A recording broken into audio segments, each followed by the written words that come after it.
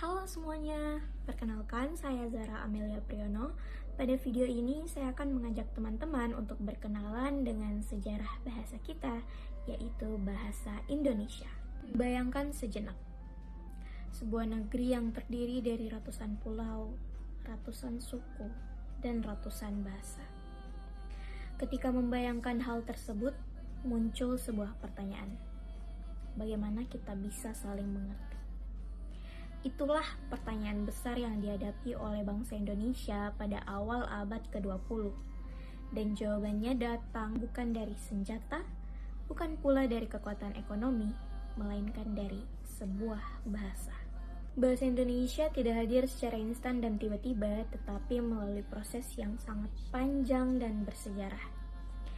Sejarah bahasa Indonesia sebenarnya bukan bermula pada saat momen Sumpah Pemuda diikrarkan, tetapi bermula jauh sejak abad ke-7 Masehi ketika bahasa Melayu kuno tertulis di prasasti Kedukan Bukit di Sumatera.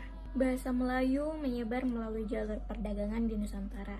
Menurut Alwi dan kawan-kawan pada tahun 1993 dalam buku Tata Bahasa Baku Bahasa Indonesia, bahwa bahasa Melayu memiliki sejarah panjang sebagai bahasa antar bangsa di Asia Tenggara dan telah digunakan dalam berbagai bentuk komunikasi lintas budaya dan perdagangan. Bahasa ini pun berkembang karena satu alasan sederhana, yaitu ia mempersatukan. Memasuki abad ke-20, benih-benih perbedaan pun mulai muncul dalam bentuk tulisan baku bahasa Melayu. Pada tahun 1901, pemerintah kolonial Belanda membentuk sebuah ejaan baru, yaitu ejaan Van Ophuijsen. Ejaan ini lahir atas kerjasama dari tokoh bahasa Belanda, Charles Van Ophuijsen, dan dua tokoh pribumi, yaitu Nawawi Sultan Makmur dan Muhammad Taib Sultan Ibrahim. Di sisi lain, wilayah Semenanjung Malaya yang saat itu berada di bawah kekuasaan Inggris memilih jalur berbeda. Pada tahun 1904, mereka mengadopsi sistem ejaan Wilkinson. Inilah awal mula perbedaan standar tulis bahasa Melayu di Indonesia dan Malaysia. Kemudian seiring perkembangannya, pada tahun 1908 pemerintah membentuk sebuah lembaga bernama Komisi for the First Lecture atau Komisi Bacaan Rakyat yang kemudian dikenal sebagai Balai Pustaka. Nah, lembaga ini punya satu tujuan besar, yaitu membawa bacaan ke tengah rakyat. Kemudian di bawah pimpinan D.A. Rinkes pada tahun 1910 mereka meluncurkan sebuah program bernama Taman Pustaka. Program ini bertujuan untuk membangun perpustakaan-perpustakaan kecil di sekolah-sekolah pribumi dan kantor-kantor pemerintahan. Nah, teman-teman, nama bahasa Indonesia ini lahir dari gagasan seorang jurnalis, penulis, dan seorang pemikir muda yang visioner bernama Muhammad Tabrani. Tabrani ini menyampaikan gagasannya melalui tulisan berjudul Bahasa Indonesia.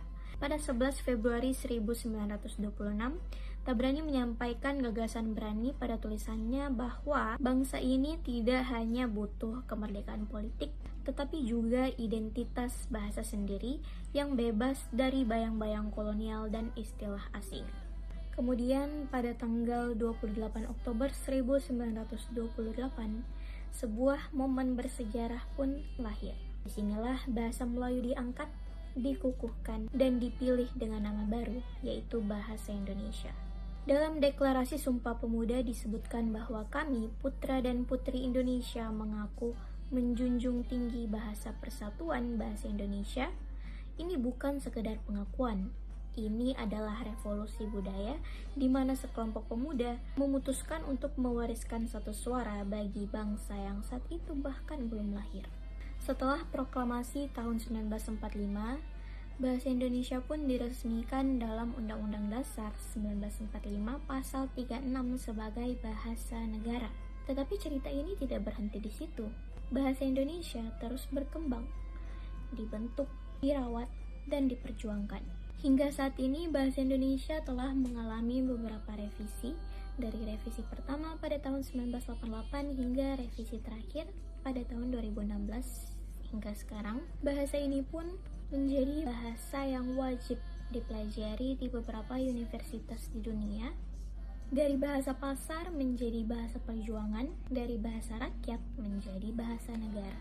Bahasa Indonesia adalah jantung identitas bangsa yang menyatukan keberagaman menjadi satu suara, yaitu suara Indonesia. Dan seperti kata Sapardi Djoko Damono, bahwa bahasa bukan sekedar alat komunikasi, ia adalah cara kita memaknai hidup dan mengikat rasa sebagai bangsa. Terima kasih banyak sudah menonton video ini. Semoga video ini bisa memberikan manfaat berupa pengetahuan kepada teman-teman semua mengenai sejarah bahasa Indonesia. Mari terus kita rawat, cintai, dan gunakan bahasa Indonesia dengan bangga. Terima kasih. Wassalamualaikum warahmatullahi wabarakatuh.